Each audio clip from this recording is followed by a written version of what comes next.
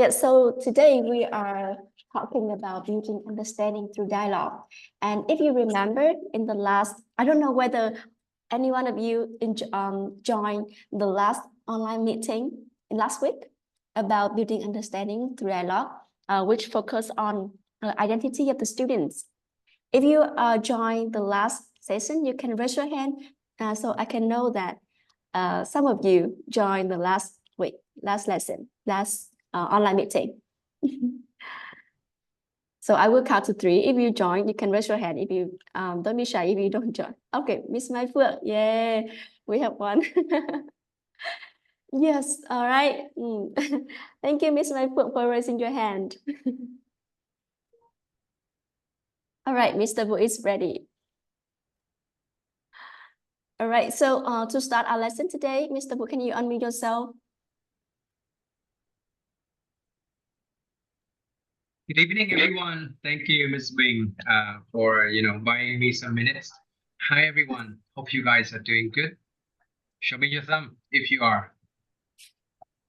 All right, you can turn on your camera and show me your thumb. Otherwise, you can just give me the reaction. That will be fine.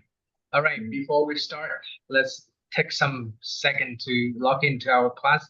There's going to be a lot of activity today. Some questions that I would love to bring to you so you can understand the course better. Well, it's been a week since, almost a week, right? Almost a week since the last sessions we had together. And I hope that some of you, and if that's possible, all of you has gone through the course, Building Understanding Through the Dialogue. This is a very interesting course, but as I said, it's a long one and a lot of knowledge that we can explore and apply to our classes. So let's get yourself ready. I see 5 of you already. All right. How many others that we can have here? Okay. Look like we have oops, sorry. Yeah. Let me send this to our fellow group one more time. Here we go. Let's go. Yeah, thank you, Mr. Okay. Wu. Okay, let's jump right into the course. All right.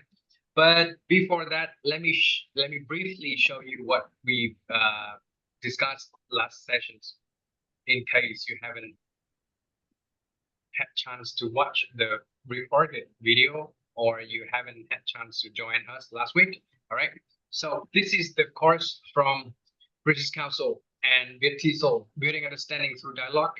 Last sessions, we discussed like almost half of the course from the first module, dialogue and intercultural competence, and the second one, dialogue, trust, and empathy. So the second parts of the module 2 and the whole module 3 will be discussed today. Last time, like last week, we discussed the dialogue and intercultural competence.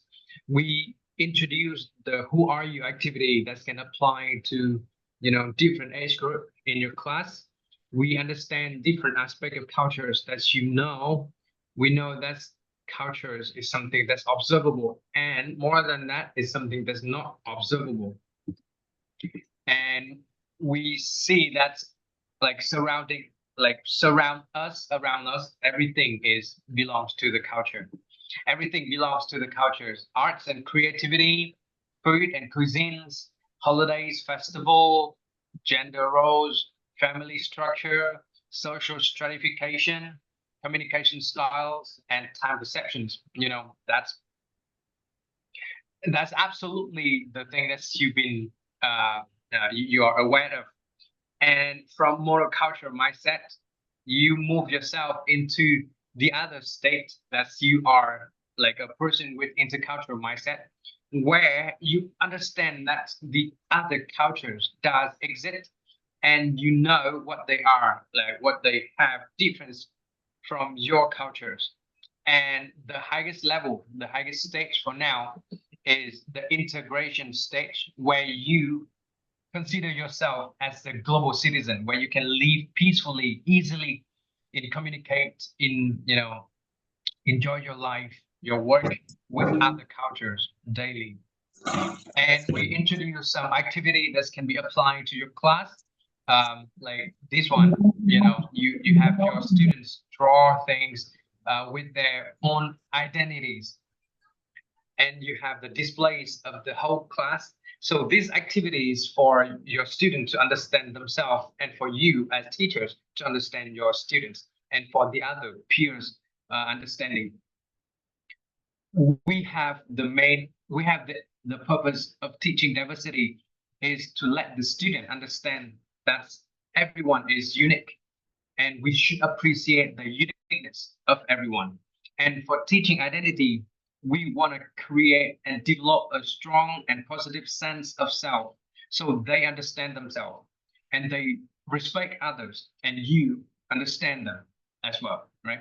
So we can build the good relationship between teachers and students, and among students, right? Module 2, dialogue, trust, and empathy.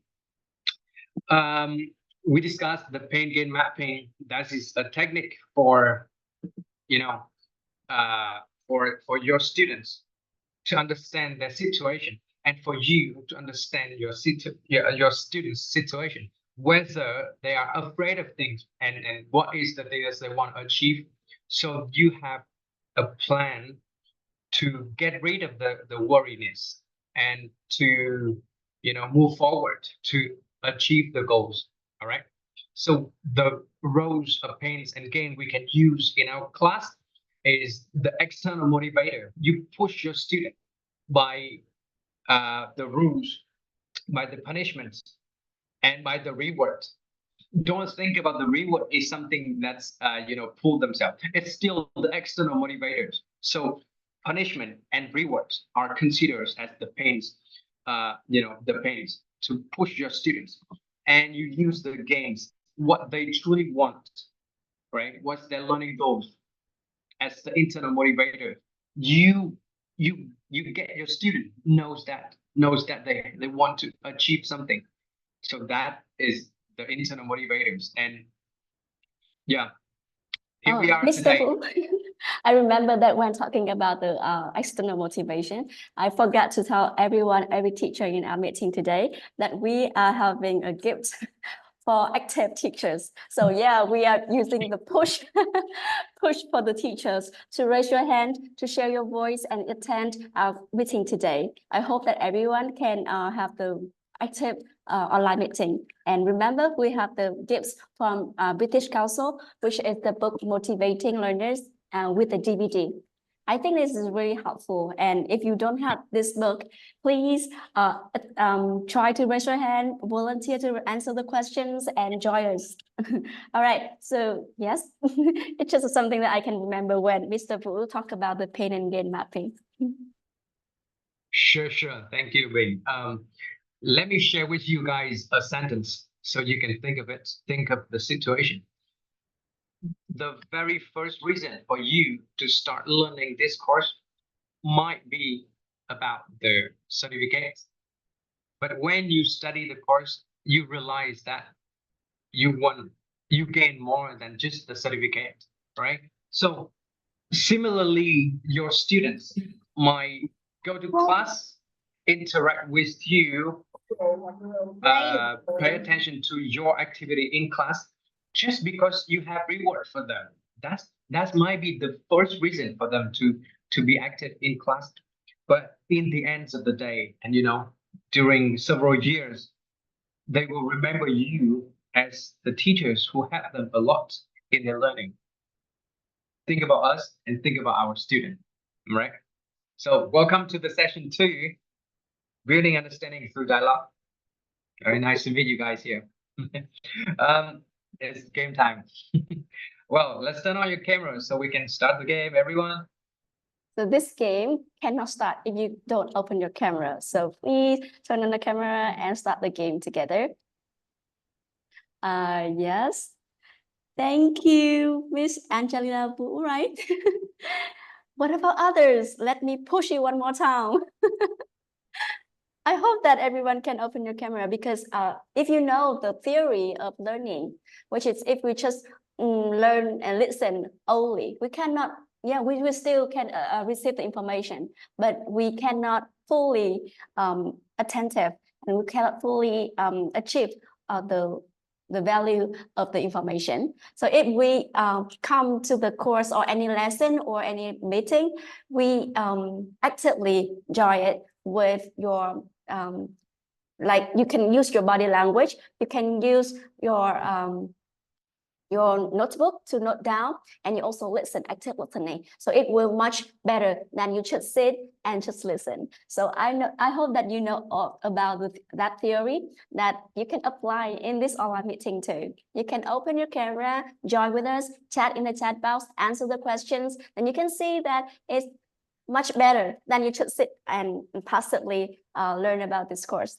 All right. So yes, thank you, Miss Phương Đào, Miss Angelina Vũ, and yes. You know what?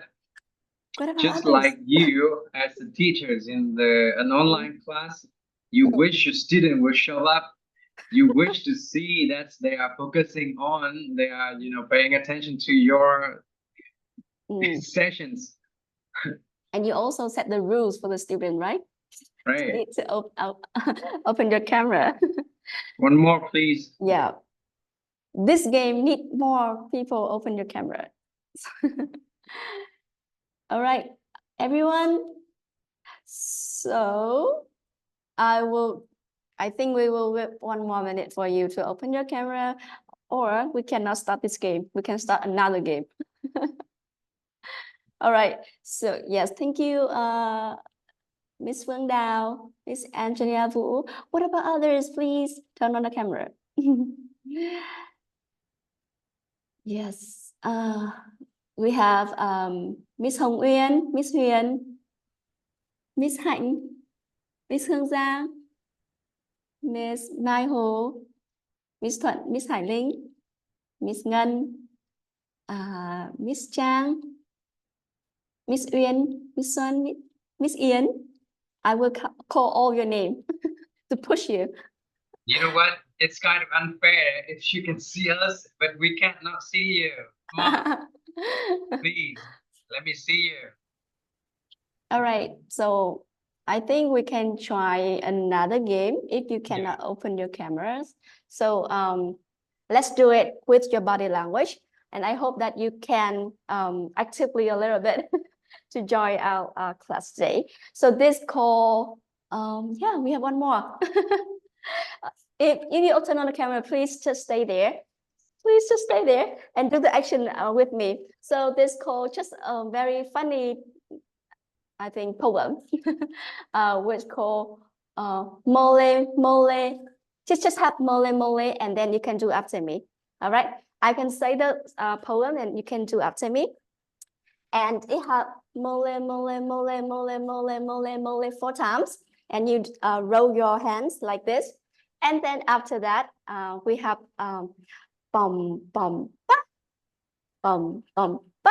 And then after that, we roll mole, mole 1 more time. And then we use your hand to put in your stomach. Popala, popala, like this. And we still mole, mole 1 more time. And then we can have pom, pom, pick, pom, pom, pom. All right. And then we mole, mole. And then at the end, we had it's gone. All right. So are you ready to try this activity with me? Just have fun time together. Ready? Okay. Okay. Let's go. So let's go. It sounds a little complicated for me, But yeah, let's give it a try. If you think it's too complicated, you can watch me and enjoy time together. Right. Ready. You can use this activity to warm up in your classroom. I think it's just fun time together, and the student will be more awake, not just sleepy. All right, let's try it. Mole, mole, mole, mole, mole, mole, mole, mole. Pum, pum, ha. Pum, pum.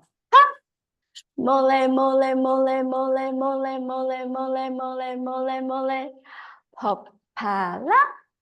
Pop, pala. Mole, mole, mole, mole, mole, mole, mole, mole. Pum, pum. Pum, pum, pum. Mole, mole, mole, mole, mole, mole, mole. Oh, it's gone. Mole, mole, mole, mole, mole, mole, mole, mole. Pum, pum, pum. Pum, pum, pum. Mole, mole, mole, mole, mole, mole, mole, mole. Pum, pum, pum, pum, pum. Mole, mole, mole, mole, mole, mole, mole. It's done. All right, it's just fun game together, and I hope that you can warm up a little bit. And then we are ready for our section today. Great. Thank you, everyone. Thank you, Bing, for introducing the mole game to us. For me, yeah, I really don't understand why it's the mole 4 time. And yeah, maybe we can discuss that later. All right. Let's get back to the lessons, right? The module 2 about understanding, about the dialogue, and about the trust and empathy. We start with the situation. Let me ask you, who wanna answer this? Who wanna discuss this with me? Tom is like unusually outgoing student. Recently, he has become withdrawn and quiet in your English class. His participation has dropped, and his assignments haven't been meeting his usual standards. As a teacher, what would you do?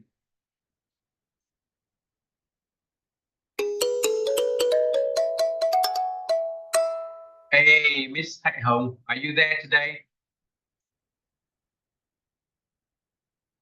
Yes, I can see that. Yep. Miss Hạnh Hồng ơi, are you here? Can you open your microphone? Microphone. Yep. Oh, Hello, Miss he's Thanh here. Hồng. Hello. She's here. Can you hear Hello. me? Mm. Can you hear me? Yeah. Yes. So let's go to the situation here. We got a student named Tom in your class. He usually is an outgoing student, but now he just, become quiet. So as the teachers, what would you do? Is it an online class or on-site class? You decide.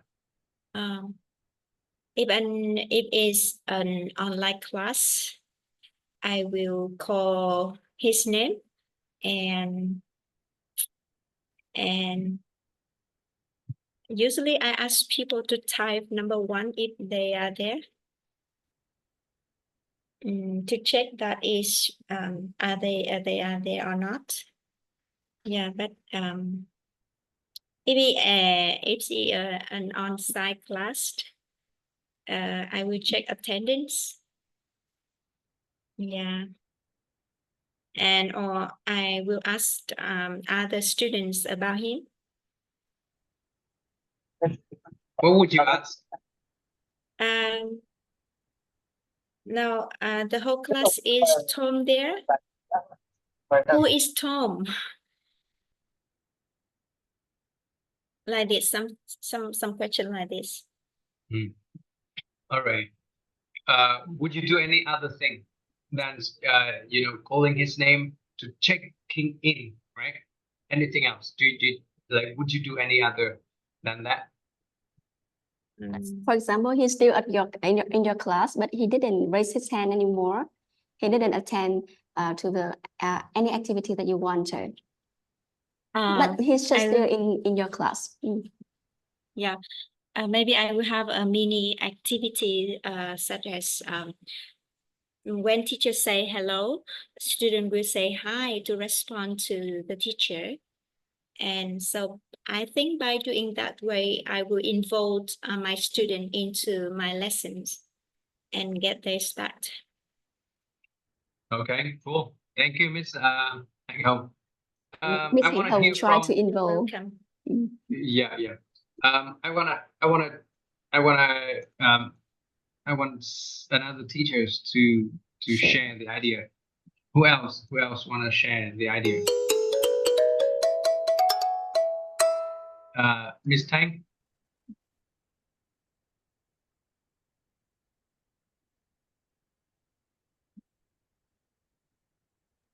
Miss Thanh, are you here?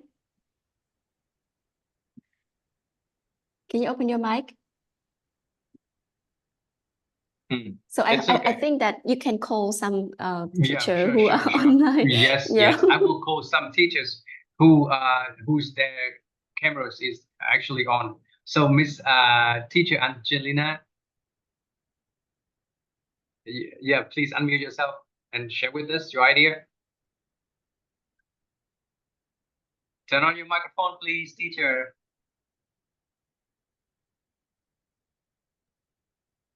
Oh, yeah. Okay, so now can you hear me?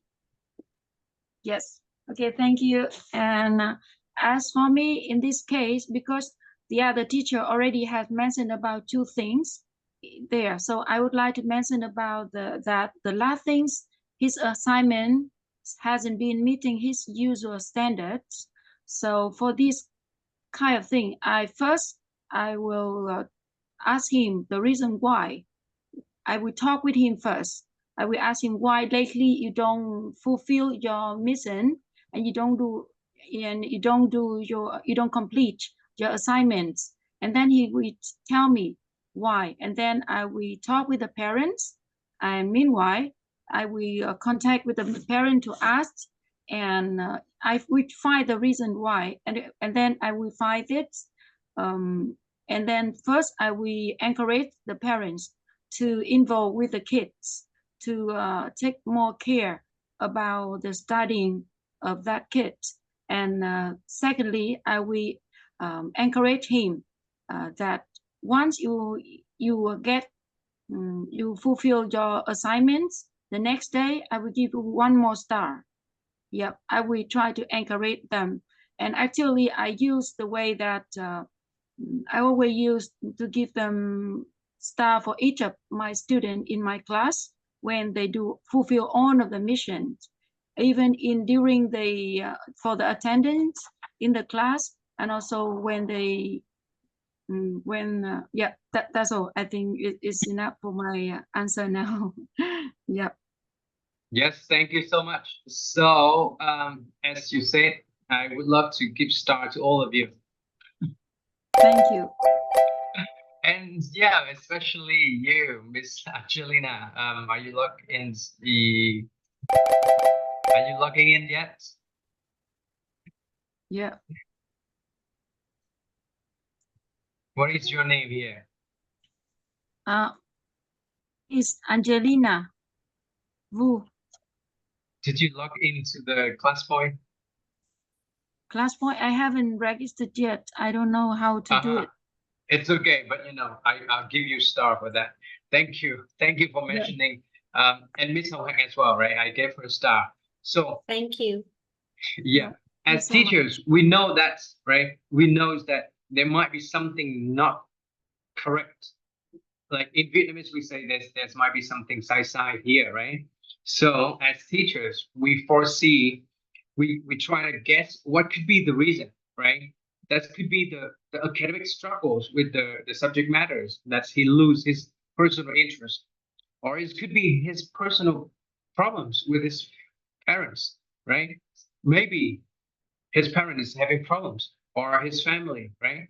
We foresee that, and we discover it later, and that could be a potential problems, that he's being bullied by his friends, right? Some social situations that could happen. And we as teachers, we have to foresee, and we try to understand what really is the reason for his poor performance lately. All right. So there's something I would suggest teachers would do. Okay. And as you mentioned already, as you discussed already, the first thing, let's set up the open communication, the open-ended questions with Tom about his thoughts, about his feeling, about his, situation lately, but please, let's have a private conversation. You should not ask him like in front of the whole class, right? They would be like, he would be afraid of sharing his problems, right? And what else could you do? You could really have a look at his like recent exams papers to understand if there's any issues with his understanding, all right? Or like if so, you could offer him extra tutoring sessions.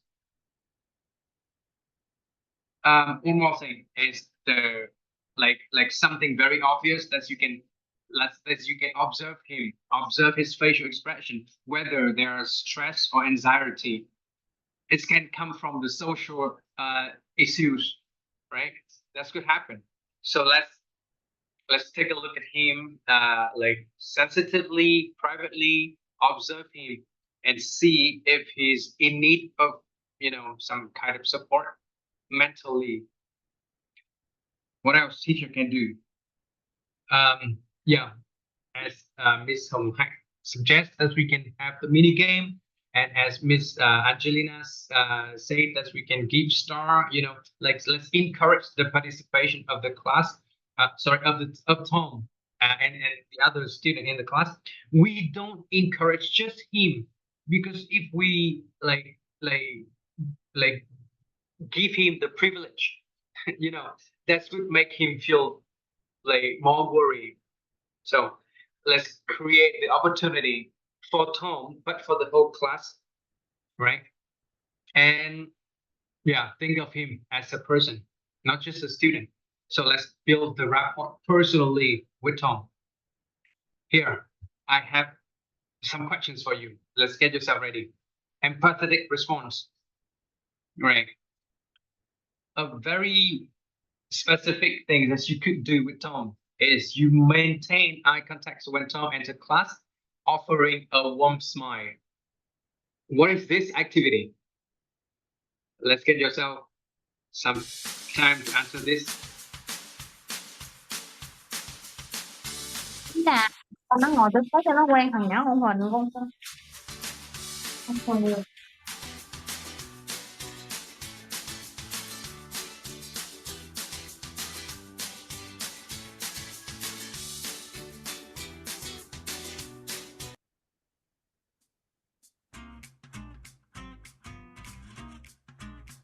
Okay, I got two answers.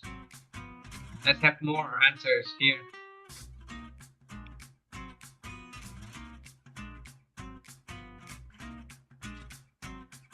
Well, have you ever been into this kind of situation, Bing? Actually, I was a student who withdraw from the participation. You were Tom. Yes. When I was student at the class 7, my mother had a really bad sickness. So at that moment, I feel very struggle because of my family finance and also my mother's health. I cannot focus on the lesson, and for quite long time, I withdraw from the extra English class. And then at that time, my teacher comes. My teacher didn't come to me. She asked other students that what happened to her, because normally I was really active in my class, but I quit my class and I didn't tell anything. So my friends also know my situation, and she talked to my teacher, and my teacher actually offered me help. At that time, I think when students having some struggle or struggle with things, when you can assess that problem, that struggle, that action can change the whole student life. And I have to admit that I'm really thankful for my teachers who care about me, who care about my performance until now. I still feel really lucky. At that time, she encouraged me, and she also gave me a scholarship to join the class.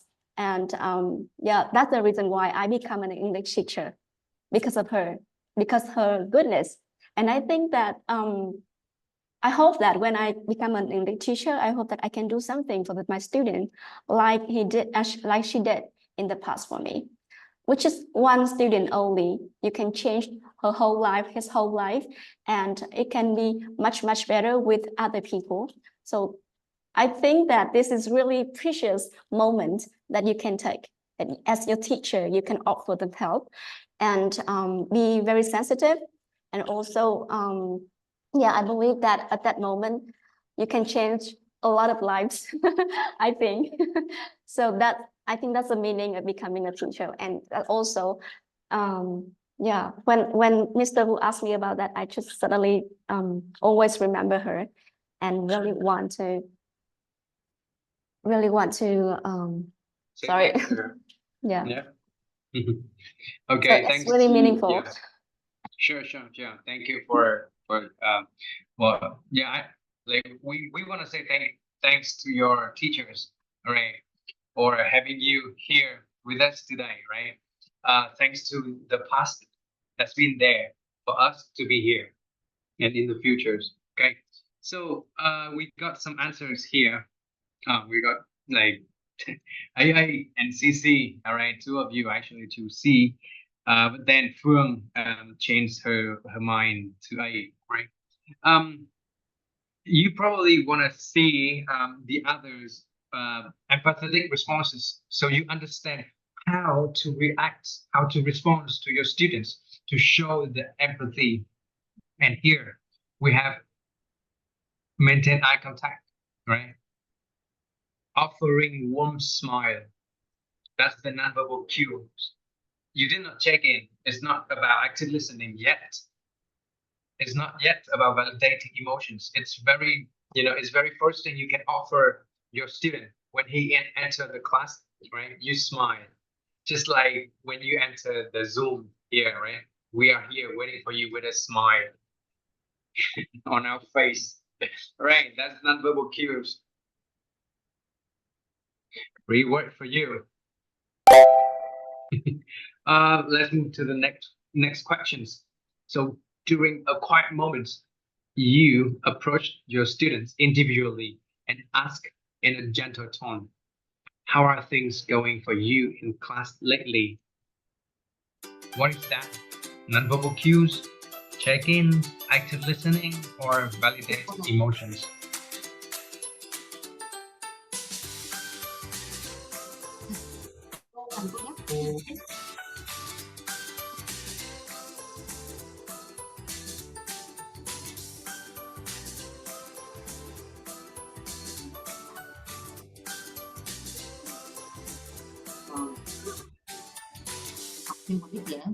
Yeah, I got some C and I got some B.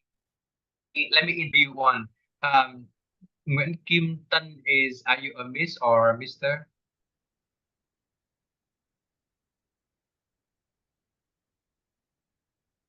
Can you turn on the mic and interact with me, like share with the others about the reason why you think this is active listening? Yeah, Miss Kim Tan from VTB College. Can you turn on your microphone? I bet. Yeah, hello teacher and everyone. Right. Hi. Why do you think it would be active listening? Can you share? Yeah, I think in this situation, student need to be care from teachers. So if the student get the get the how do you say get the care from the teachers, they feel get involved and get promotion in the class. I think so. Yeah, but you chose active listening. Yeah. I have I have to explain that when you start a conversation, you first come to your partners, you ask a questions, just like you here in the situation. As the teachers, you come to your student, you ask him, how are things going for you in class lately? That's a quiet moment, but privately, you ask him, the conversation haven't started yet. He So didn't you answer, haven't so you cannot listened listen. anything yet. right? So you are trying to check in to show him that you are presenting here for him, Yeah. right? Using your soft voice. Yeah. So the right answer should be B. Oh, really? Yeah, thank you. You're right. We got some others. Teachers share the answers here already. Check in. All right. Let's think about this one, Miss Kimpton. All right. Yeah, Listen thank you. attentively to his response without judgment. Use open-ended questions like, is there anything specific you're finding challenging? So what is this non-verbal cues? Is this active listening? Or is this validating emotions? What is that? Yeah, we can also see the answer from the chat box too.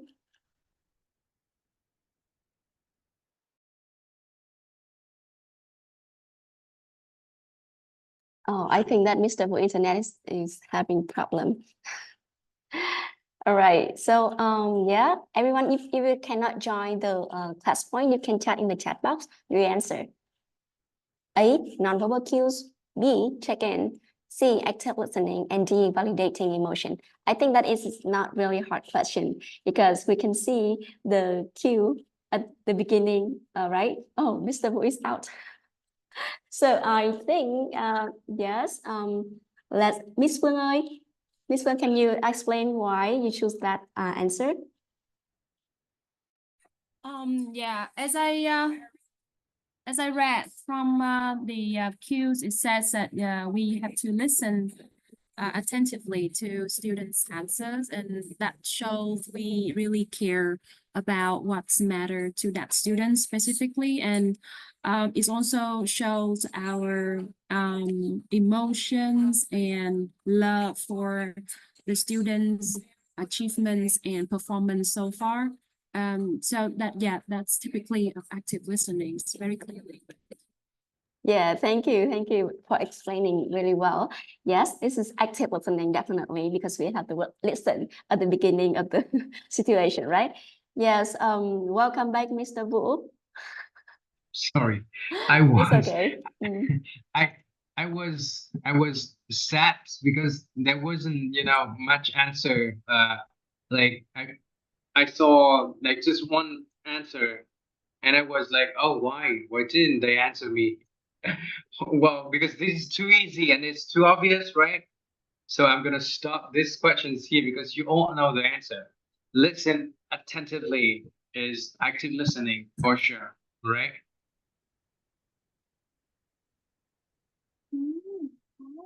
Am I sure? Yeah, okay. So that is active listening. And this one, depending on the situation, offer specific apps like after school tutoring, alternative assignments, or connect him with school resources like counselor. I think this one is also quite obvious too. Yeah, Yeah, it's it's quite obvious. easy. So everyone just type your answer if you can, yes. Or you can join this.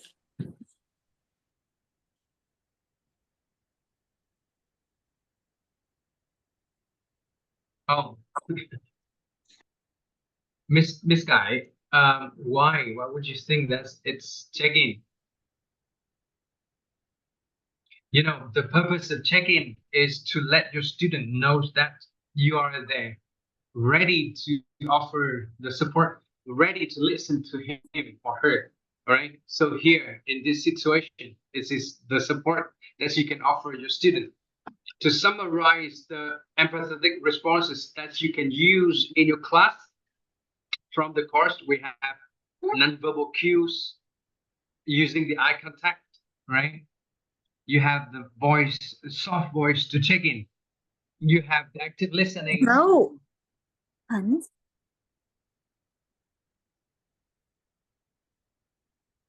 You have the validate and acknowledge the emotions. Like you acknowledge his struggle and say something like, oh, it sounds like you're going through a tough time. This can make it hard to focus on the class. in the class, I understand your situation. I understand that's your experiencing through, tough time, and you offer specific help. It's your actions that you take to support your students. And a very important thing I would suggest you to do is to maintain the confidentiality, because psychologically, your students can be affected by other students when their situation is revealed, right? Just like us, when we have something secret with our teachers and it's being revealed with, other students, we might feel very ashamed. So confidentiality is really a thing that's I would suggest you to pay attention to when you are trying to show your empathy. Tom, in this situation, by approaching him and like softly offering him with, the safe feeling and the kindness, you can build the trust. You use your empathy, you build the trust, you build the connections between you and your students. I have some activities. I have some idea of activity based on 7 key elements of empathy. From the course, you have 7 key elements of empathy that you can apply to your class. Can you guess what this is, Miss Phương? Yeah, can you repeat the questions? Through the pictures here, can you guess what it is, the 7 key elements of empathy? I have 3 here. What that is? The first one. Can you guess? Unmute yourself, please. Yeah. Yeah, is that active listening, eye contact, and Bingo. body language, right? You show your body language that you are listening actively and attentively, right? And yeah, you can also relate the problems similar to yourself. That's right. That's right. Thank you. Body language here, we call it posture. All right. From the course, we have 7 key elements of empathy. And based on that, we are going to share with you about some activity, the ideas of activity that you can use in your class, right? Eye contact. Bình, tell me what that is for. What's the eye contact for?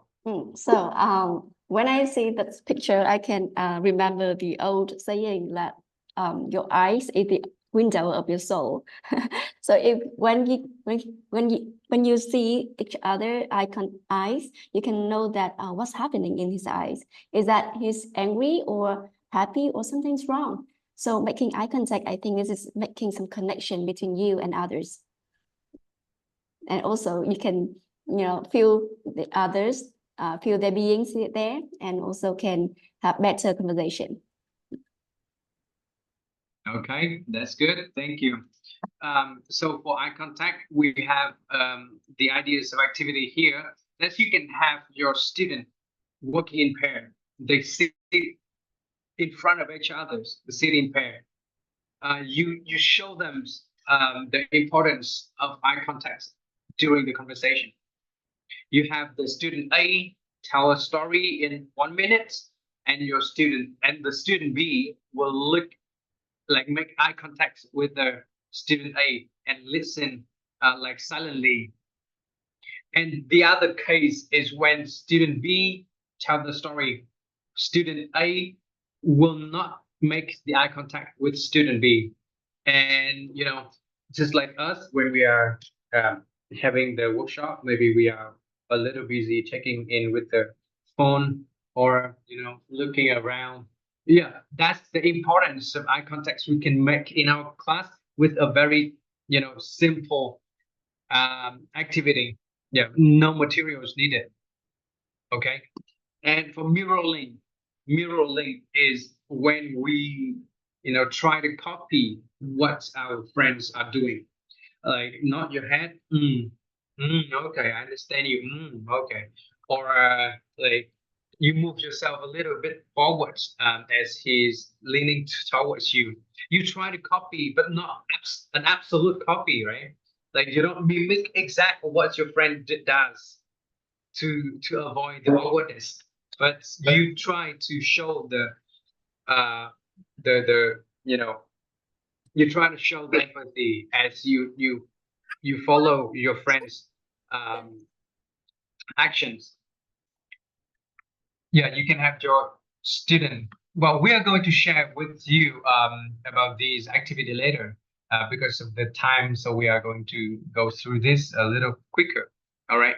And for postures, we also have like the suggestions of the activity that you can use a set of pictures with different emotions, so you can ask your students about the postures that they are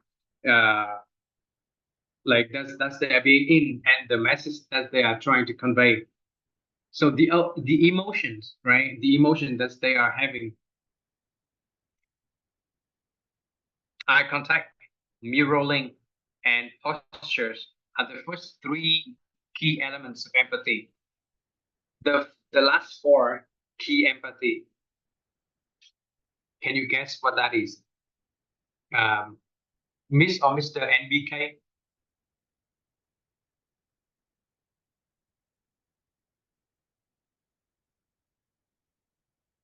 So the first picture, we can see that they are talking, and I think that she is talking because she used the hand gesture, and he's listening because he do like this. So I think that in the first picture, you can see that some cue from that picture.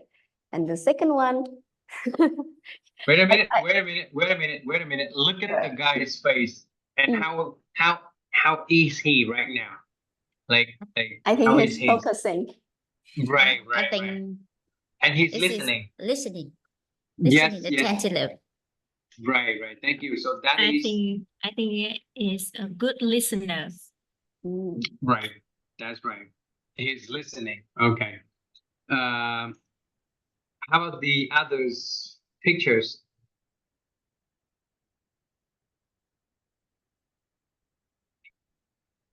They're holding hands together. For what? To show sympathy. Yes, yes, yes. To show empathy. They are taking actions. They are not just making eye contact. They are not just trying to mimicking you. They are not just trying to use soft voice. They are really taking actions, and that is responding. Yeah, and for emotions, like we try to understand the emotions. We guess the facial expressions, and we interpret it, and we use our voice to show the empathy. We use the active listening to show the empathy, and we use the actions. In the course, it's called responding. So for these four key elements, we have activity ideas as well. So here, for feeling face is the games that you can check in the emotions with your students. You provide them a list of pictures collected from magazines or internet, and to show them to guess how are they feeling. All right. Describe the emotions and think about the reason why that is happening. You know what? Understanding the reason is really important for you to show the empathy. Oh, I was there in the same situation. So you can show your empathy with that person.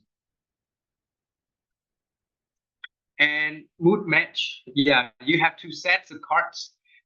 That's you can have your friends sitting, opposite to each others and playing the cards, having the clues from the cards to show the attitudes, and then the others will try to guess by practicing these, your student will be familiar with different attitude when they communicate with other people. And that's really important for them to understand and to show the empathy. Well, this should be a very interesting activity. Maybe you want to share something? Yeah, actually, this activity I used already in the past, and I think it's really interesting when you let the learners sit in pairs, and then you can explain the importance of active listening to understanding others. And important thing is that the listener didn't have any questions or have any advice for the speakers, because he just needs to listen and didn't interpret others who is talking. So this is a really interesting exercise, because when you do that, you can see that you really want to talk. When they talk something, we talk about something, for example, I'm having some very difficulty in writing, but I cannot remember the words. And then the other, oh, you should do something. You should do something else. And then you easily to give the advice for others. But whether they want the advice or not, or they just want to be listened, sometimes we just want someone to listen us. That's the reason why I think that people want to talk with strangers. They do not know much about them. They just want to listen, and they want to share a lot of things. But they didn't tell that things for some close friend, or for example, because maybe they think that they will give you the advice, and they will tell it like this or like that. So I think this is a very interesting exercise that you also can try with your partner or your college to see how active listening you are, or you want to give advice, or you want to share your stories. So when I experienced that and the student try, I can find that they are really practice active listening. They also confess that I really want to talk, teacher. I really, really want to talk, but I remember that I need to listen. And then by this activity, the student can practice listening, and also you can use that to building the empathy and help the student to recognize the importance of listening to others. Yeah, thank you, Bing. Thank you. Yeah. Yep, I have two facts that I want to share with you. The first one is we are tend to listen to reply rather than listen to just listen. When we hear someone saying something, we really want to say something to respond to that. And the second fact is 80% of what we do in our lives involves communications. So we know that communication skills is really important, and active listening is also like a very trendy keyword for communication skills that people talk about it recently. So try this activity, all right? 1 minute. You would just listen. You guys here mostly are females teachers. You are wives, right? You have demands from your husband, from your partners, to just listen to your story, to just listen to you, to your daily life. That's things that you've been through. You don't want advice, but naturally, we as males creators, we also seek the solutions. We always try to provide the advice, the solutions, and that sometimes make the conflicts within our family. That's very nature's, right? Last but not least, the responding elements of we have the questions change activity requires you to just focus on one topic. For example, Bing, do you have anything that you want to share with me about your last week? Last week, I went to a training session from Yep. Signer Education, which is, I think, quite interesting to me. Oh, where was that? Was that in Hanoi? Yes, it was in Hanoi. Oh, I went to a lots of training sessions in Hanoi too. You know what? I also went to training sessions in other provinces as well. I actually was the trainers of some, you know, training sessions. Well, I feels the activity because the topic of the talk was about bees last week, but then I brought in my personal story, and then the topic certainly off when I start, you know, talking about myself. By practice this thing, you focus on just the topic being brought in. She went to the training sessions. Oh, where was that? Yep, that's a good follow-up question. What was the topic? Who was the trainer? What was the topic of the session? What did you learn there? You know, like by following up and going around the topic that's we decided. So that's good. You know, have you to practice showing the respect to your partners, trying to listen to your partner's situation rather than talking about yours, right? Back sharing. All right. Do you guys have any other facts that you want to share with us?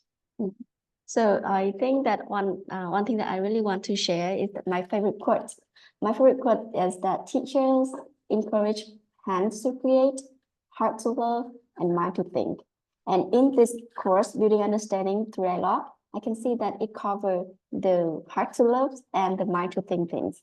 And with me, to prepare for the student, heart to love is really, really important. Because I believe that our students nowadays are growing up in kind of difficulty situation when others connect to each other, but not in person. They connect with others online, but it actually loses the connection. When you focus too much on your phone, like you lose the contact with others who are talking with, and also our students who are grow up in that technology decade, and then they just really, really want to be alone and focus on their laptop, their phone, and they do not have the skill or any kind of connection in person with others. So by helping them building the trust and empathy in some our English lesson, I think it's also prepare them for the future. They can work with others. They can know how to build the trust with others, which is really important because when you need to teamwork, right? You cannot work alone. In the future, but our students also need to teamwork, and they also need to build the trust with others to achieve something in his or her life, and also empathy too. Our students nowadays have a lot of problem related to mental health because they do not have anyone to share, or they feel that no one wants to listen to them. They cannot feel the empathy from others because we are just too focusing on our work, or the life is so fast. They do not have enough time to slow down and share the thoughts. So by preparing for students some trust and empathy in some English lesson, I think somehow can help them to prepare for their future.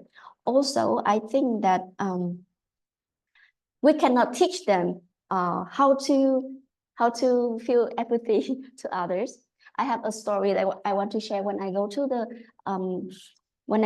the training session in the Steiner, one teacher tell me the story that she visited a school with and she observed the teachers who are working with kindergarten students, and she's really curious why the teacher didn't give the student a hug.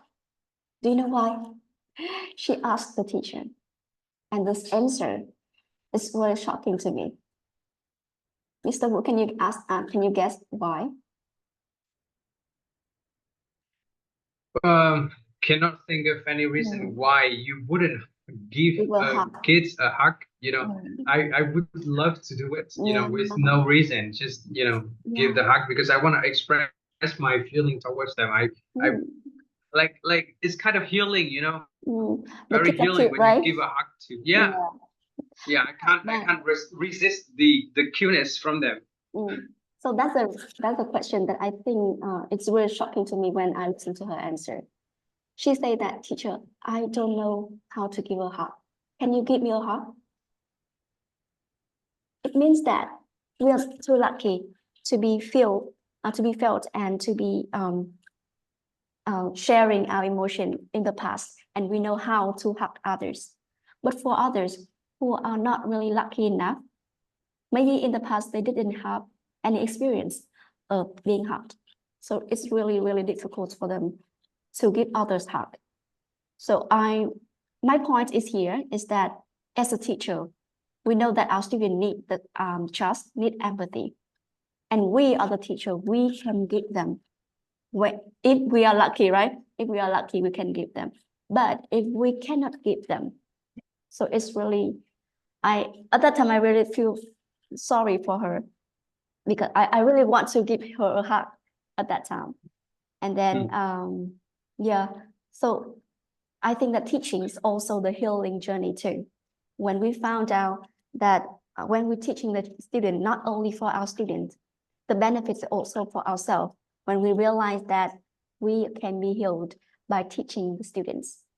And Yes. yes, this is really, it's really thing that I really want, if we can do this offline, I really want to give you a hug, to feel you, Yeah. to be loved by others.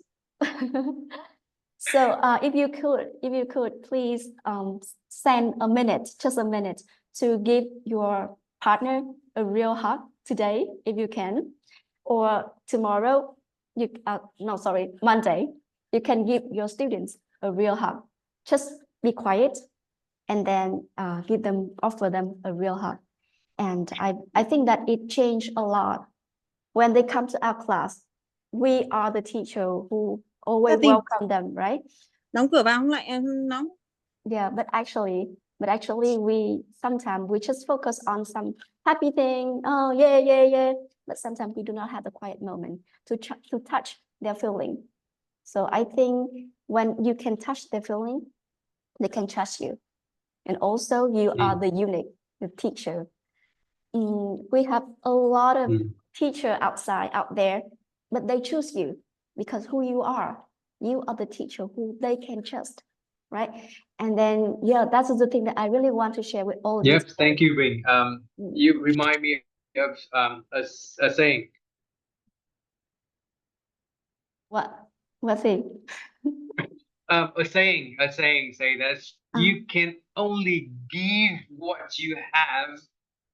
So you, as a teachers, be a happy teachers, be a peaceful teachers first, and then you can spread it out. You can spread out the love. You are loved, so you can spread out the love to your students, and that's what makes the world a better place to live.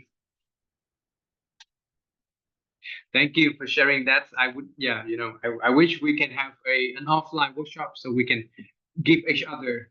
I really want to hug you now. Yeah. Yeah. So let's get back to the reality, you know. Empathy, a very abstract concept, right? Teaching empathy is not that easy. We have different activities, we have different things to build the trust, to show them what it is to show the empathy and how it is to build the trust. It's a journey together with your learning journey, your teaching journey. I have some challenges and some idea to overcome the challenges that I want to share with you in terms of teaching the empathy. Be aware of the time, you know, time management. It's really important because it can consume a lot of times, right? And, you know, age appropriate activity. It depends on how old your student are, right? For young kids, you don't explain too much. You just take actions, right? You look at them, you observe them, you see how they feel. Because, you know, when you're kids, everything is just on your face. You show it on your face. And yeah, just like being suggested, give them a hug, right? That's could be the great things. But for, you know, adults, we can explain a little bit more. We can talk about, you know, the definitions, some idea, so they themselves can can make the internal changes, and that's more important than, you know, us to, like, it's pull rather than just push. So we use them like interchangeably, and be aware of the resistance your student might have, right? They might not want to participate in your activity. They refuse to set a connection with you. That could be the challenge. So what could we do, right? Let's think about your existing syllabus, your current lessons, how you are teaching them. Like, don't change from this to this. Don't change from just, you know, nothing related to empathy to a lots of empathy activity in one lessons. Like, we can build some, like we can have 1 or 2 activities first, and then we have more. So let's say integrate the empathy building activity into your existing lessons where applicable. That's it, right? 5 shorts focused activity that fit into the schedules. Like, we try to take times, like takes more time, you know, like, yeah. I know that there are some classes, they do have 5 minutes of meditation at the very beginnings of the class, and in the, you know, very last minutes of the class, before they start the lessons and before they get out of the classroom. So let's have 5 minutes to calm themselves down. Deep breath, inhales, exhales. Yep. Right, real world situation and social emotional learning. Let's connect the empathy to their life, to their real life, and to our lives as well, right? So we can also use the, like, materials that attracts their attentions, like the stories or the technologies, or even you can ask your student to create a story, use their, like, talents to draw, to make the story, right? So that's it for module 2 about empathy. Yeah, Very big things. when I teach my student about the not really about empathy, but we have a lot of topic, like topic about the relationship, topic about home. We can ask students some questions or watch some meaningful video, and then they can discuss about that video. Like, I can remember I let my student watch a video about a mother who really wants to have time with her children, but the children always say, "I'm too busy, mother." And then over time, the children become older and they also have their children too, and they also repeat that action. So and then after that video, the student discuss a lot about spending time with their beloved one, and they can share about their family things and also situation. And at that time, we can dig deeper to let them share more about their life. And also in some reading, you can also apply this. You can choose some reading which is related to some social emotional learning, and then they can read that story, and then you can ask more questions about what do you feel after you read that question, or to dig deeper. So you can integrate this empathy building activities in reading, in watching some videos, some listening to, and 7 activities that Mr. Wu has introduced you. So I think that we can have a lot of idea after today.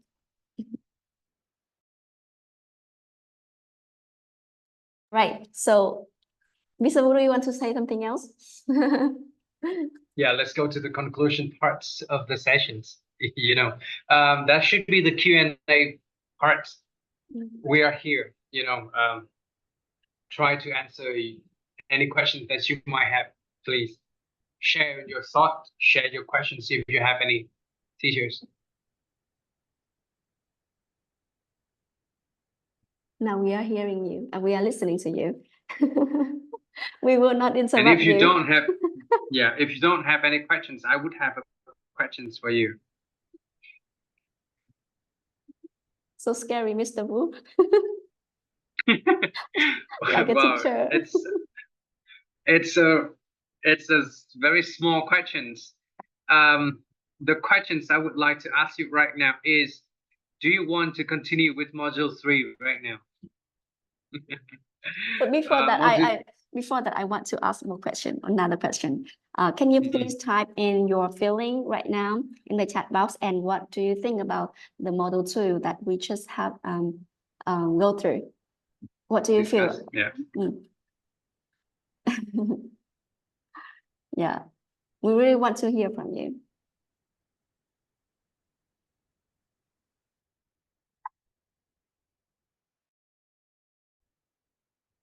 How do you feel about building trust and empathy to the students? Do you have any plan to use it in Monday?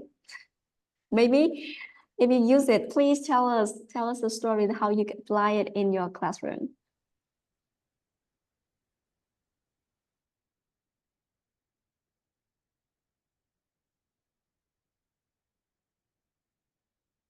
Yeah, and one thing that I just want to say after the module 2 is that as a teacher, we need to care about our well-being too. We need to work with our inner work, and I hope that you can help a lot of students. You can feel them. You can show them you are there for them, and offer them help if they want to, they need to. Yeah, thank you, Mr. Wu. On Monday, Mr. Wu will give his students a big hug. Yeah. And you also can give a hug to your partner too today. Yeah, sometimes we're just too busy. We need some slow down time, and listen, and we listened. Yeah, you know, when we was a kid, when we were kids, we hug each other a lot, just like we with our kids right now. We give them a hug whenever we like they want. Like when we grow older, we rarely hug the others. We shy. Why? Why we have to shy? Hugging each other is something, you know, very beneficial for our health. Scientists says that hug each others can help you Live longer. like, yes, live longer. Yeah, you know, I remember very healthy habit. when I read the article is that in the morning you hug your partner, you will live longer, more maybe 10 years, as I remember correctly. I don't know. Yeah, but it was. And you know what? The students, I think that student is not really like, they can learn a lot of things, but they can forget. But when you touch the heart, they cannot forget you. Like I cannot forget my teacher. I will remember her a lot, and to the end of my day, into the end of my life. And that's, I think, the reward of being a teacher too. So touch their feeling, make them feel, and feel them. All right. Thanks to teacher Mustar with the photos in the chat. Anyway, let's get back to the module 3, right? Critical thinking.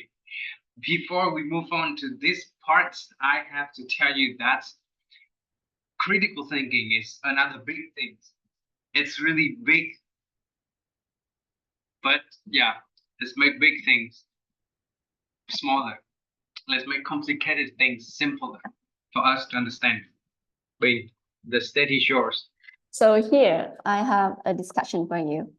To know about the organic food and non-organic food, which one is good for your health? So if you want to know about organic food or non-organic food is good for your health, what do you do? What will you do about this when you have the challenge, when you come into the problem like this? You want to, maybe you want to buy organic food, and then you don't know whether good organic food or non-organic food is better for your health. Is it really non-organic food is not better? It's not better than organic food, or they are the same? So what do you do? What would you do when you see that topic? I want you to type in the chat box the steps that you want to do. And in your mind, you will find out information. How can you decide which one is better for your health? Which one you can buy for your family? So what will you do? I would love to ask Miss Miss my two. Ah, I can see you. Are you here?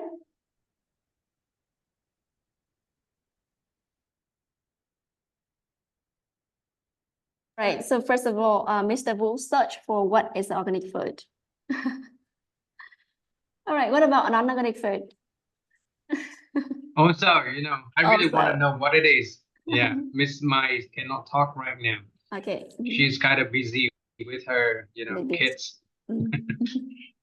Mm. So yes, Miss Yeah. will find some information about it first. You will find the information about the organic food and non-organic food, right?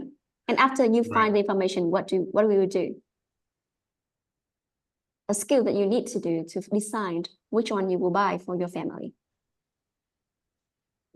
Well, I think that would be reading skills, Mm. After you A lot of- search for lots of yeah. information, you have to read them, right? Mm, And when you really read them, and then you choose what to believe, like selectively, you will believe in like what they say about the organic food, like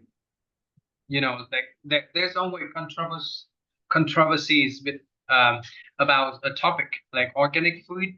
Some of them would say that it contains lots of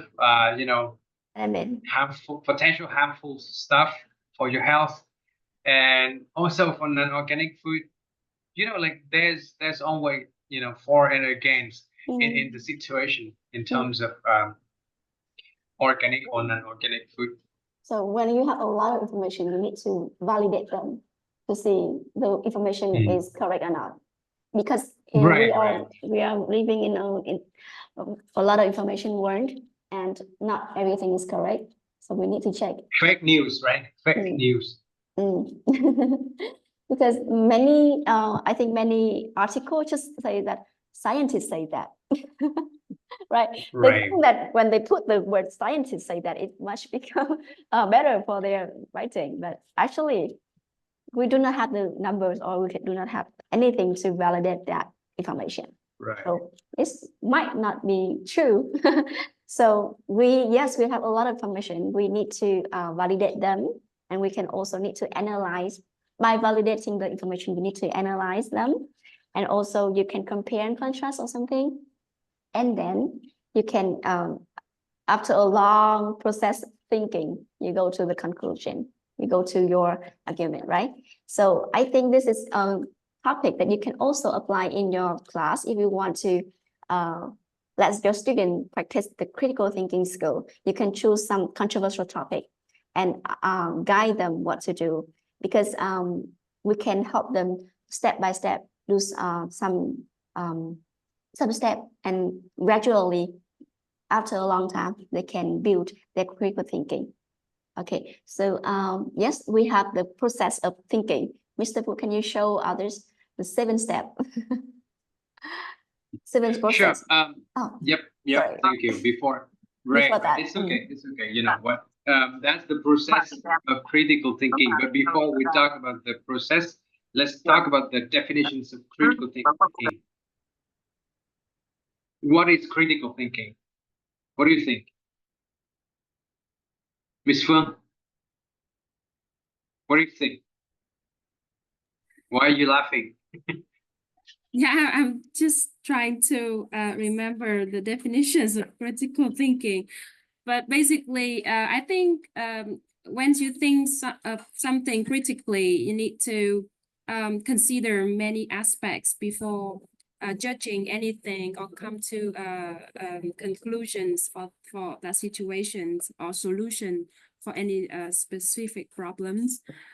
Because anything may have the underlying issues or things that we might not understand, that we need to think it carefully, and should not only believe in one source of informations. Yeah, that's my point of view. But I cannot simplify. Yeah. It's okay, Yep, it's okay. There is a keyword I want to share with you. That's critical thinking related to the objectively, right? It's when you analyze the information and situation objectively, critical thinking. And as you say, it involves several key skills as the analysis to break down the information into component parts to understand it fully. And then you have to validate it and to check the reliability of the information, whether it is true or not. And you use your logic and evidence to form conclusions. And last but not least, it is the problem-solving skills that you identify the issues and then you develop the solution for that. So, do you remember the name of the course? That is building understanding through dialogue. All right, so how does critical thinking connect to building dialogue? Let me theoretically let me share with you that how critical thinking can help you build the dialogue, aka the communicates with others. Critical thinking, when you communicate with your friends, your partners, your clients, like anyone's in your life, when you make a conversation with them, you have to think about what they say, whether it's true, whether it's correct or not, right? You think about the perspective, the reason why they are having that statements, that conclusion, why they say so, because of their perspective, right? You think about their viewpoint, and then firstly, you put yourself into their shoes. You think you look from their viewpoints, and then you look from your viewpoint, and you try to look from different viewpoints, and you see whether your friends, like the statement that your friend stated, was the right or wrong, or was there anything that you can contribute to. You think logically and clearly about what it could be, and a very important thing when you communicate is to avoid the bias, the fallacies, and the bias. There is a fact that we tend to believe in what we believed, right? We believe in what we believed. Remember that years ago, people believed that the Earth was the centers of the whole universe. Nobody would question that, but Copernicus, then Galileo, right? We tend to believe in what we already believed. And critical thinking can help you build the points and contribute different, perspective, different viewpoints to the conversation. Just like this, I have a situation. It was the Mid-Autumn Festival. It was noon. We went out for the lunch. One of my colleagues said, why are you going on the moon festival so early? It's just the noon time. There's no moon yet. Right after that, you know what I say? I say the moon is there, up there. It's just because of the sun, so you don't see the moon. It doesn't mean the moon is not there. The moon is there. So I was surprised about myself about that statement. It was a funny story. That's my college was like speechless after hearing me saying that. He was like, all right, let me get out of the elevator. Well, critical thinking can help you have very awkward conversation like that. That's how critical thinking can relate it to the conversation, to the dialogue, asking effective questions so you can come to the argument of yourself. That's what it is, critical thinking. You think differently from different viewpoints. All right. Before that, I want to say, actually, go ahead. Critical thinking can help you to have the contributing dialogue with others. You can contribute a lot of things to others, but be careful. It's a knife.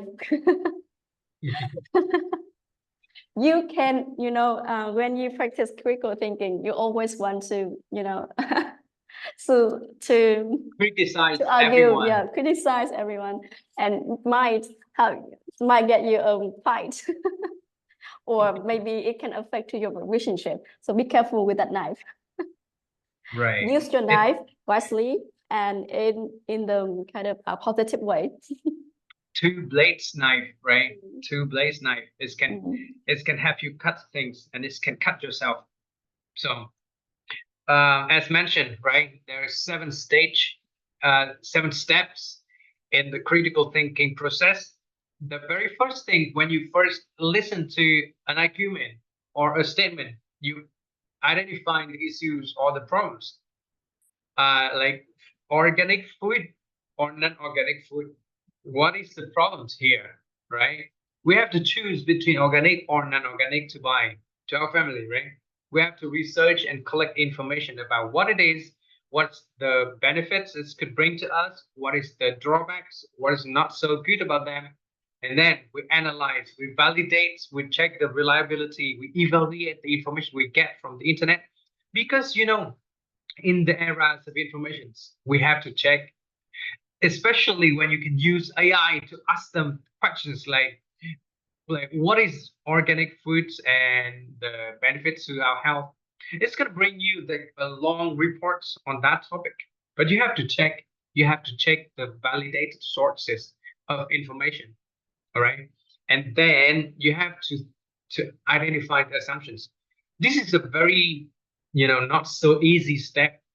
Assumption is like we have a lot of assumptions. You need That's to the fact. reflect yourself.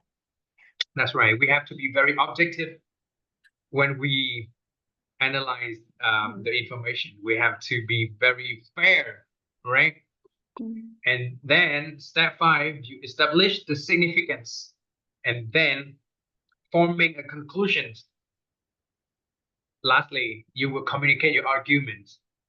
So basically, in a conversation, when you hear your friend say something, or the first 6 steps will happen within your mind, like within a second, and then you have to communicate your argument like almost immediately. If that's possible, that's gotta be impossible at first.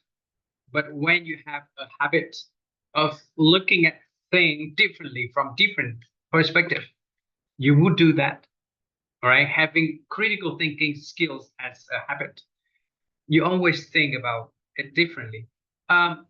To make it simple, some people might think of critical thinking as asking yourself why, and if that really is questions, like 2 questions to ask.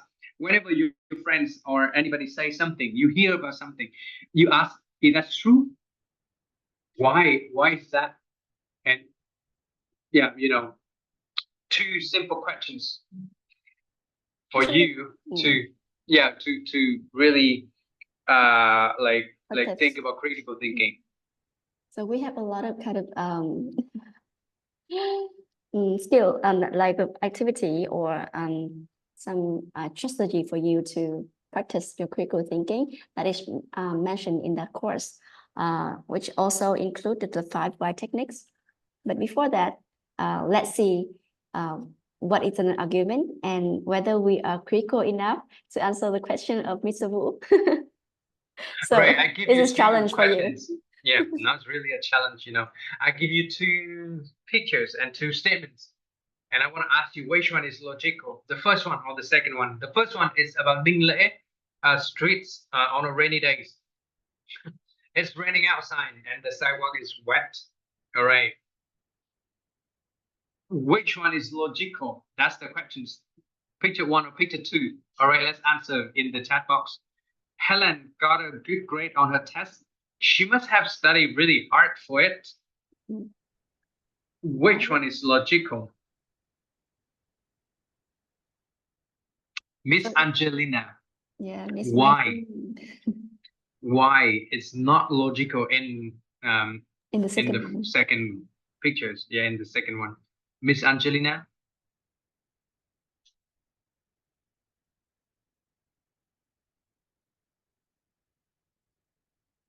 Why do you think the second one is not logical? Are you there? So what about What? Miss Mai Phương? Miss Mai Phương, I can see you. So can you tell us why you choose number one is logical?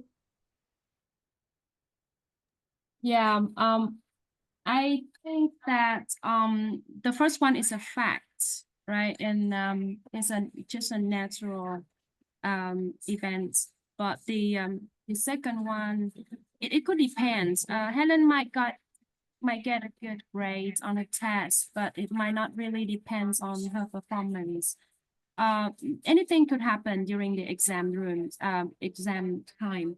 And we should not judge the student performance only based on one test specifically. Yeah.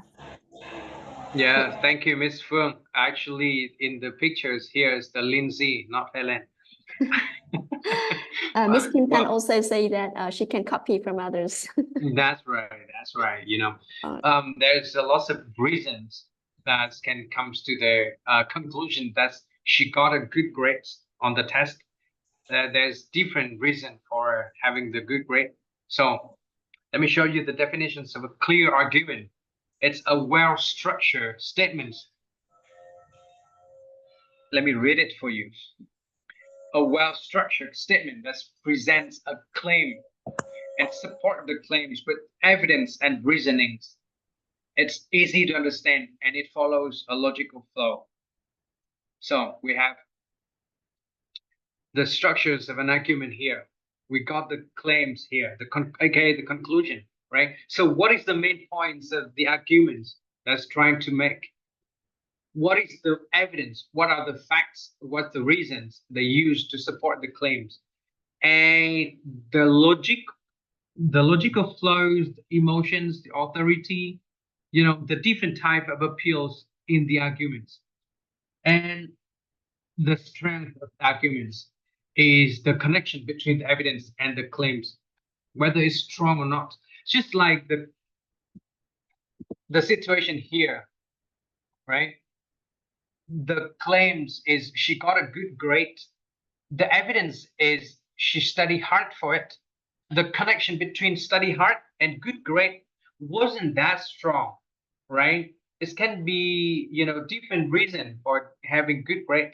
So it is not really a good argument, right?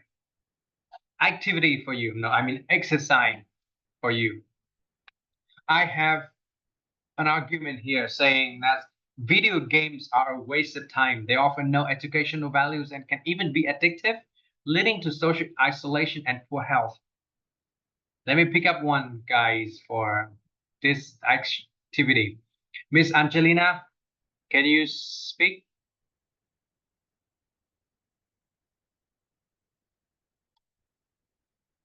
Hello.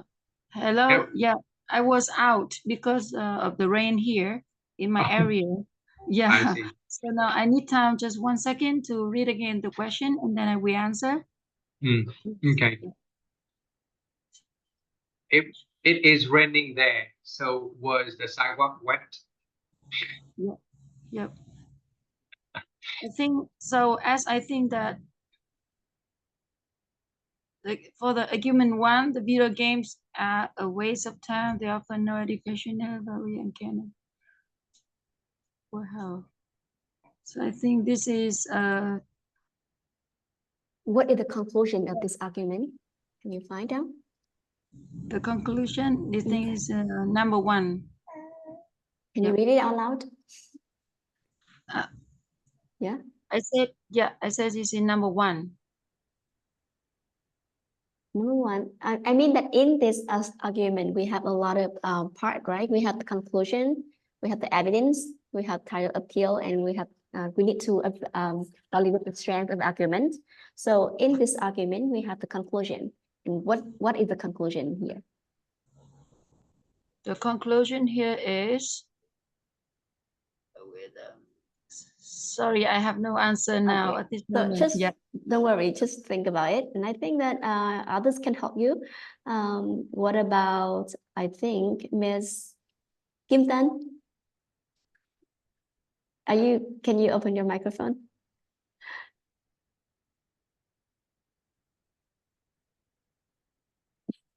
Maybe because others are really busy now.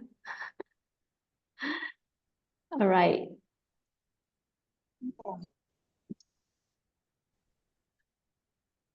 Okay, so Mr. Wu, should I and you do it Yep. together? Yeah. We should. Miss So- Hạnh Hồng, Miss Hạnh Hồng here. Can you answer this? I think the conclusion is video games are a waste of time. And the rest one are the arguments. The arguments. Yeah, the evidence. conclusion here, in the first sentence, saying that video games are a waste of time. That's their conclusions. So what is the evidence that they use? They offer no educational value Right. and can be addictive. Yeah. Yep. So what is the type of appeals here? Type of appeal. Can you make some suggestion? Right. It's okay. Well, for this argument, they are fear of the negative consequences when you play too much video game. So it's, just your emotions It's based on emotion. that you feel worry about the negative consequences when you play too much video game. And because of that, the strength of this argument is so weak. It didn't acknowledge the potential educational benefits of using games, aka gamifications, in education, right? So that's how we understand in this argument, we can see the assumption of the writer. They assume that playing video game is really bad. They waste of time, and any people who play video game can be addictive or isolation, social isolation, or poor health. So this is an assumption that we need to find out behind the argument. Right. Remember the definitions of arguments. We have the claims, we have the conclusions, and we have the evidence, and the connection between the evidence and the arguments and the conclusion. All right. So here I have another sample for you. Recycling is essential for protecting our environments. Landfills are overflowing with trash, and plastic pollution is harming our oceans. We all have a responsibility to recycle and reduce waste. Miss Will, you tell me, what is the conclusions here? Can you? I think the conclusion here is the first sentence. Recycling is essential for protecting our environment. And the evidence? The evidence is that the landfills are overflowing with trash, blah, blah, blah, the second sentence. Mm-hmm. How do you think about this, the last sentence? What that is? What's the roles of it? Yeah, sorry. I think, okay. So the claim is the first sentence is the conclusion, the actions that need to be done is we all have responsibility to recycle and reduce waste, right? Okay, so the conclusion would be this is a solution. The first one. It's a supporting conclusions. It's a sub-conclusions, right? The very first, the very main, the big claim, the claims in the argument is recycling is essential for protecting our environment. And they want to emphasize that we have the responsibility to recycle and reduce waste because they introduced the evidence saying that landfills are a lot of trash, plastic pollutions, and yeah, that was logic. However, yeah, because they thought that we all have responsibility. There's no facts that we have responsibility. Who said that we have responsibility to recycle and reduce waste, right? It's come from our ethic. It's come from the facts. It's come from the awareness of each person. So it's still emotions in this argument. This argument used the logic, but still some emotions when they conclude that we have the responsibility to recycle and reduce waste. There's no law yet. There's no, there's nothing to absolutely say that we have to do that. We always say that, oh, we think about the environment, we will reduce waste and try to recycle materials. That's what we should do. It's not really a must do, right? Because you look out there, there's still some people do not really recycle and do not really pay attention to, reducing the waste, right? And because this argument based on the logic, it's included some emotions. It's still a strong argument because overflowing landfills, plastic pollutions, and that's have a strong connections with the claims here, recycling, right? Remember what the argument is. The evidence and the claims very strong connected to each other, right? The last sentence in this argument is the call to actions based on the emotion. All right. So when you understand the argument, what that is, that the critical thinking process have 7 steps. The outcomes of the critical thinking process is your argument has been perfectly researched and organized, right? Be aware of the confirmation bias. Look at the pictures here, right? The facts and the evidence with your belief, you got the confirmation bias. You only see things as you believe in it already, and you ignore the other parts of the facts and evidence. So let's make sure to present a balanced view, including example in your class. You know what? As I said, critical thinking with argument, with biases, they are big topics, and we cannot really talk about it all in such a short amount of time. But we try to raise we try to raise the awareness, like sort of ring a bell for you when you teach critical thinking, or even when you teach in your class, you criticize yourself, right? Yes, it's useful for IELTS reading and writing too. Yeah. Sure. You pay attention to the bias that you might have, the assumptions, right? You know what it is, a clear argument, and you teach your student to think about like having a new habit, because critical thinking will absolutely benefit them, not just in your English class, but also in their lives. So I think that because of the limit of time, we can introduce to name of some technique that we want to introduce you. The first one is the 5 why techniques. The second one is wait a minute. What it is? What it is? Let's talk. Say at least one sentence about it. So the 5 whys technique is that you ask why 5 times. For example, I will ask Mr. Wu, why do you join our online meeting today? And then Mr. Wu answers something. And then why is that?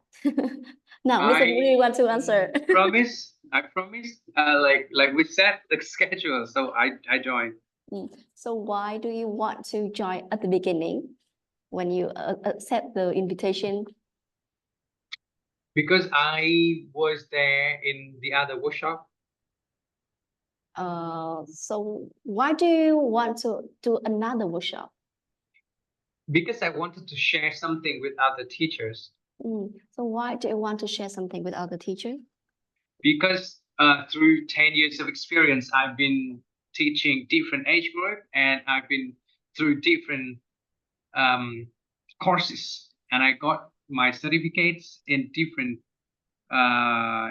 topics, and more importantly, I've been through different situations that I had chance to review the knowledge that I learned, so I want to share with the other teachers.